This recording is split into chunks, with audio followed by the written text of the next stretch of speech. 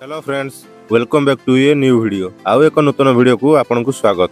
Friends, आपण जानिचंती कि ओडिशार राजधानी भुवनेश्वर भारतर उत्तर में एक गुरुत्वपूर्ण वाणिज्य एवं अर्थनैतिक केन्द्र अटे। कलिंग युद्ध पर प्रसिद्ध यह अंचल टेम्पल सिटी नाम विख्यात एवं पुरी कटक सहित यह स्वर्ण त्रिभुज सृष्टि करे। केवल एतिकी नुहे, भुवनेश्वर में केतक फेमस माउंटेन एवं ब्यूटीफुल नेचुरल अट्रैक्शन रही। तेणु आज भिडियो मु आपको भुवनेश्वर विषय संपूर्ण सूचना देवी। तो वीडियो को लास्ट पर्यंत देखंतु। आ चैनल को फर्स्ट टाइम विजिट करथिले चैनल को सब्सक्राइब कर दियंतु। एबे चलंतु वीडियो स्टार्ट करिबा। आमे समस्ते जानू जे भुवनेश्वर शहर ऐतिहासिक दृष्टिकोण बहुत गुरुत्वपूर्ण एवं एही शहरर संस्कृति, स्थापत्य, परंपरा एवं इतिहास यहाकू स्वतंत्र करिथाय। भुवनेश्वर मध्य भारतर 100 स्मार्ट सिटी मध्य एक अंश अटे। एहार इतिहास 3000 वर्ष पुराना बोली विवेचना करा जाए एवं एही अवधि मध्य एही सहरर नाम अनेक थर परिवर्तित मध्य होईछि। एही सहर तसाली, कलिंग नगर, चक्रक्षेत्र एवं मंदिरमालिनी नगरी भली अनेक नाम रे जनाशुना। भुवनेश्वर नाम त्रिभुवनेश्वर नामरू उत्पन्न होईछि, जहार अर्थ हेउछि तीन जनकर प्रभु।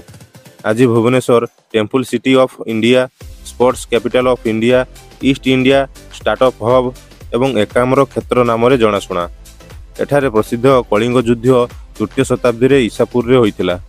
एहार फलस्वरूप सम्राट अशोक राजकीय जीवन को त्याग करी बौद्ध धर्मर अनुगामी होइथिले। फ्रेंड्स, भुवनेश्वर को पूर्वरु काशी मध्य कहा जाए। आउ एहा मध्य एक प्रसिद्ध बौद्ध स्थान अटे। एही सहर समुद्र पतन ठारू 190 फुट उच्चरे अवस्थित एवं एहा 186 वर्ग किलोमीटर अंचल व्यापीछि। 2011 मसीहा जनगणना अनुसार एठारे प्राय 8,30,000 पाखापाखि लोक बास करती। एठारे लिंग अनुपात हेउछि 1000 पुरुष प्रति 890 महिला।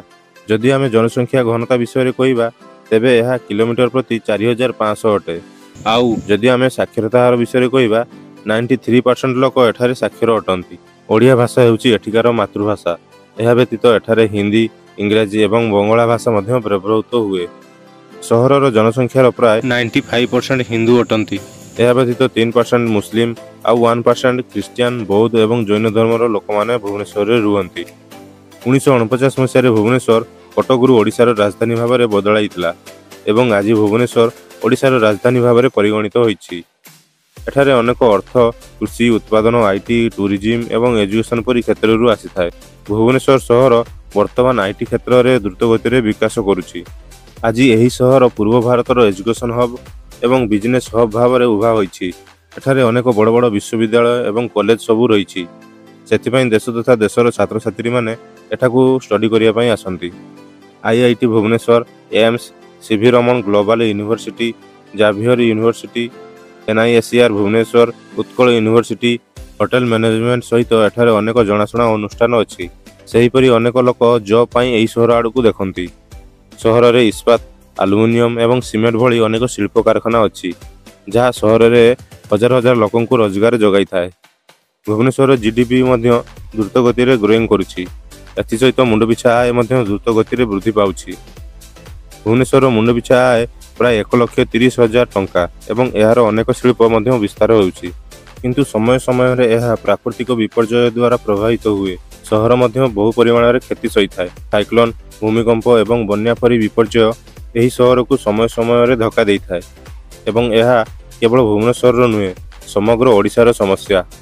यही सहरर संस्कृति, स्थापत्य, परंपरा यहाकू अन्य सहर ठारू स्वतंत्र करिथाए। वर्ष सारा एठारे विभिन्न प्रकार पर्वपर्वाणी पालन करा जाए, जेमिति कि बालीयात्रा, राजाराणी संगीत महोत्सव, खंडगिरी उत्सव, आदिवासी मेला, दुर्गा पूजा, दशहरा, दीपावली, होली एवं आहुरी अनेक पर्व सबू एठारे बहुत धूमधाम सहित पालन करा जाए। भुवनेश्वर यार पारंपरिक खाद्य पई बेस फेमस अटे। एठारे आपनकू दहीबरा, आलुदम, गुपचुप, बरा, घुगुनी, खिचड़ी, डालमा भात, पखाଳ भात, विभिन्न टाइप रो sea foods, माटीहांडी mutton, Mithare आपनकू छेनापोड़, रसाबली, rasgulla एमिति आहुरी अनेक स्ट्रीट फूड सबू खाइबाकू मिल जिवो। स्पोर्ट्स क्षेत्र में भुवनेश्वर सर्वदा आगरे रही थाए। हॉकी, फुटबॉल एवं क्रिकेट भली खेल एठारे बहुत लोकप्रिय। 2017 रे Asian athletics championship Bhubaneswar Kalinga stadium रे आयोजित होइतिला। भुवनेश्वर एक सुंदर, जीवंत, सबुज एवं निर्मल सहर अटे। जहाँ एक सांस्कृतिक जीवन सहित जनाशुना। जेमितिकी यह पूर्वर मु आपनकु कहिथिली सहरर चारिपाखरे 700 रु अधिक बहु हिस्टोरिकाल ऐतिहासिक मंदिर अछि, जहाँ 1000 वर्षरु अधिक पुराणा एवं यह देखिबाकू बहुत सुंदर अटे। सेथिपाई प्रतिवर्ष भारत तथा विदेशरू लक्ष लक्ष टूरिस्ट माने एठाकू विजिट करथांती। लिंगराज टेम्पल भुवनेश्वर सहर में अवस्थित एक प्राचीन मंदिर एवं नाम अनुଯାयी सहरर सबुठारु बड़ मंदिर। एही मंदिर गुड़िक व्यतीत एठार आपण उदयगिरी एवं Khandagiri, Rajarani temple, Mukteshwar temple, Ram Mandir, Ananta Vasudev Mandir, Dhauli Shanti Stupa, Nandankanan, Odisha state museum, Ekamra Kanan botanical garden, Chandaka reserve forest एवं बिजू पट्टनायक पार्क परी आहुरी अनेक हिस्टोरिकल प्लेसेस सबू रही। जदि आपण भुवनेश्वर सहर को अधिक निकटरू देखा चाहती तेबे आपण एठाकू प्लेन, ट्रेन किंबा बाय रोड दे आसीपारे। एठारे नियरेस्ट एयरपोर्ट होउची Biju Patnaik international airport, nearest railway station होउची भुवनेश्वर रेलवे स्टेशन एवं नेशनल हाईवे NH-16 माध्यम आपण सहजरे एठारे पहुंची पारिबे आ भुवनेश्वर सहर को एंजॉय करि पारिबे। सो फ्रेंड्स, आई होप कि आपण एही वीडियो रु बहुत किछि इन्फॉर्मेशन पाइथिबे। जदि आपनको वीडियोटी पसंद आसी थाए तेबे वीडियो को लाइक, शेयर, कमेंट करबा सहित चैनल को सब्सक्राइब मध्य कर दियंतु। पुणी देखा हबो आपनको नेक्स्ट वीडियो रे। से पर्यंत रहउची नमस्कार, जय जगन्नाथ।